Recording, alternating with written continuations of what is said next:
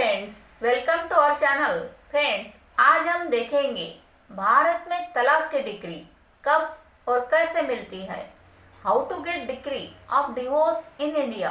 Friends, video अंत तक देखें, लाइक कमेंट शेयर कीजिए और सब्सक्राइब करना न भूलिए। तो चलिए जानेंगे तलाक के डिक्री के बारे में।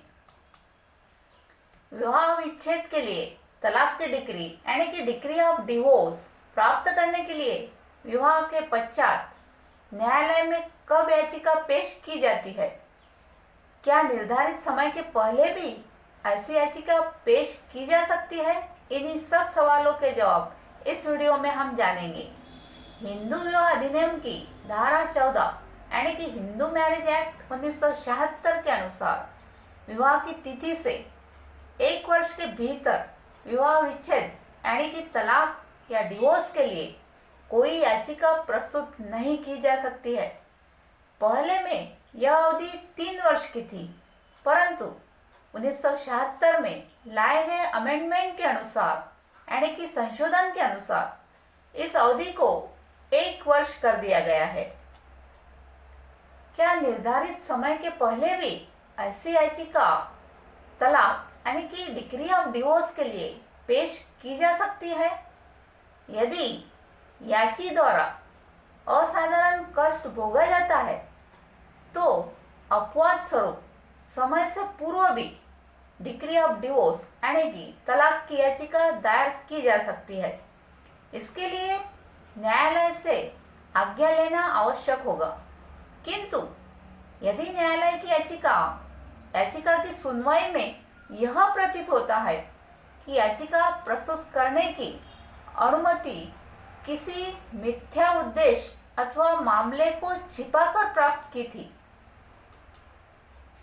तो उस दशा में न्यायालय यदि decree of divorce decree pass करता है तो यह शर्त लगा सकता है कि डिक्री विवाह की तिथि से 1 वर्ष बीत जाने से पहले प्रभावशाली न हो, अथवा न्यायालय याचिका को खारिज करते हैं तो 1 वर्ष बीत जाने के पश्चात प्रस्तुत की जाने वाली तलाक की याचिका पर प्रतिकूल प्रभाव नहीं डालेगी और 1 वर्ष के बाद दूसरी याचिका खारिज की गई याचिका के आधार पर ही अथवा सारभूत रूप से उन्हीं आधारों पर लगाई जा सकेगी।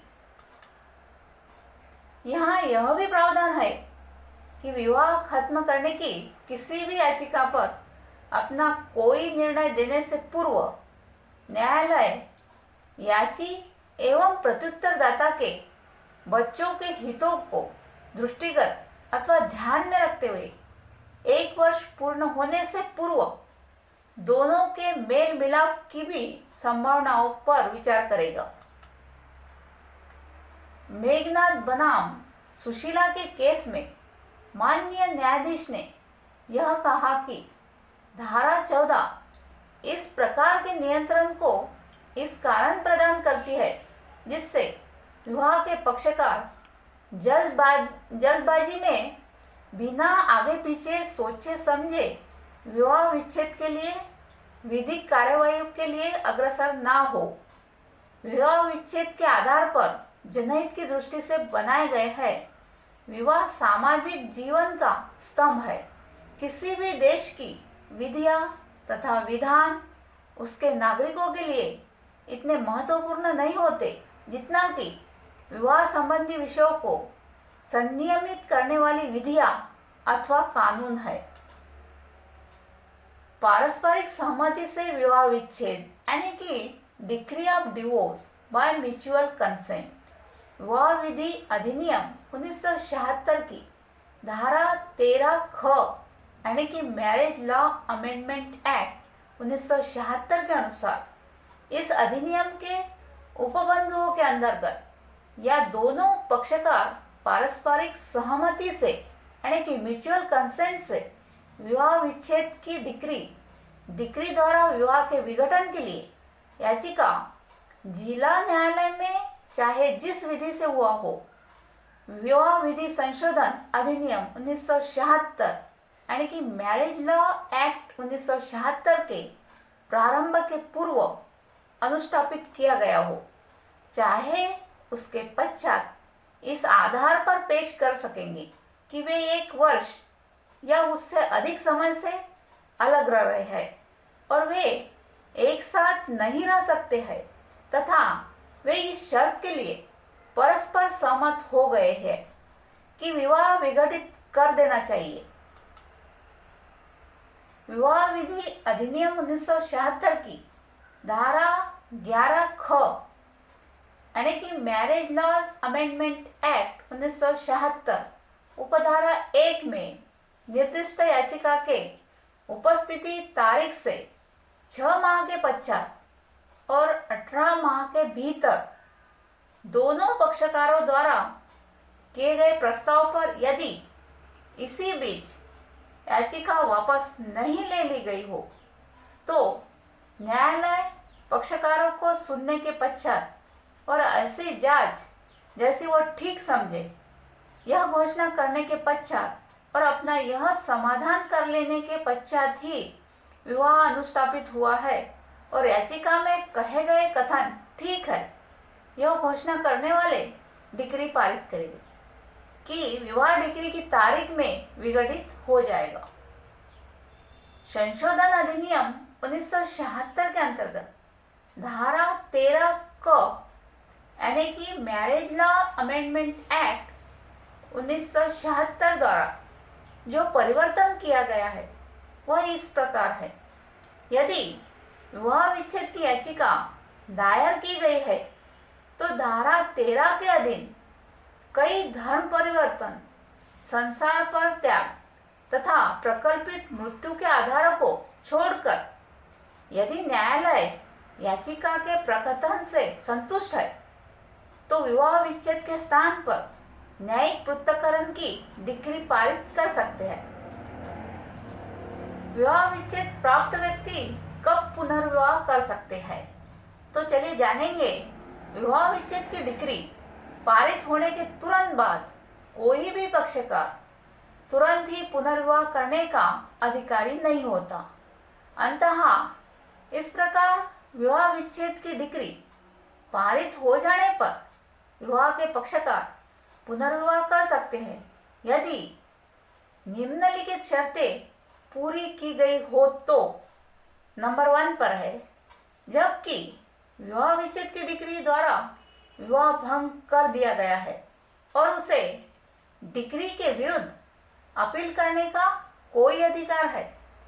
अंतिम अपीलीय न्यायालय द्वारा पहले विवाह विच्छेद की डिक्री देने पर उसके डिक्री के विरुद्ध अपील करने का अधिकारी नहीं रहता है। नंबर 2 पर है, यदि विवाह विच्छेद की डिक्री के विरुद्ध अपील करने का अधिकारी है तो अपील प्रस्तुत करने की अवधि बिना अपील प्रस्तुत किए गए समाप्त हो गई है। नंबर 3 पर है, यदि अपील की गई है तो वह खारिज हो गई है। इस प्रकार विवाह विच्छेद की याचिका की सुनवाई अंतिम रूप से समाप्त हो जाने पर ही पक्षकारों को पुनर्विवाह करने का अधिकार है। अब व्याख्या जानेंगे हम। विवाह विच्छेद की डिक्री यानी कि डिक्री ऑफ डिवोर्स प्राप्त होने के पश्चात पक्षकारों को तुरंत ही पुनर्विवाह करने का अधिकार नहीं है। हिंदू विवाह अधिनियम 1955 की धारा 15 विवाह विच्छेद प्राप्त व्यक्तियों के पुनर्विवाह के संबंध में उपबंधित है। यह धारा कहती है कि जबकि विवाह विच्छेद की डिक्री यानी कि डिक्री ऑफ डिवोर्स द्वारा विवाह विघटित कर दिया हो और या तो डिक्री के विरुद्ध अपील करने के समय कोई अपील उपस्थित हुए बिना अवधान हो गया हो या अपील की गई हो किंतु खारिज कर दी गई हो, पर विवाह के किसी पक्षकार के लिए पुनर्विवाह करना विधिपूर्ण ना होगा। परंतु उन्हीं पक्षकारों के लिए पुनर्विवाह करना तब तक विधिपूर्ण होगा जब तक कि ऐसे विवाह की तारीख तक प्रथम बार के न्यायालय में हुई डिक्री कम से कम 1 वर्ष बीत ना गया हो। 1976 के संशोधन से धारा 15 के परंतु को अब समाप्त कर दिया गया है, जिसमें यह शर्त थी कि पक्षकारों के लिए पुनर्विवाह करना तब तक विधि पूर्ण न होगा जब तक कि ऐसे विवाह की तारीख तक प्रथम बार में न्यायालय में हुई डिक्री से कम 1 वर्ष न बीत गया हो। Thank you friends.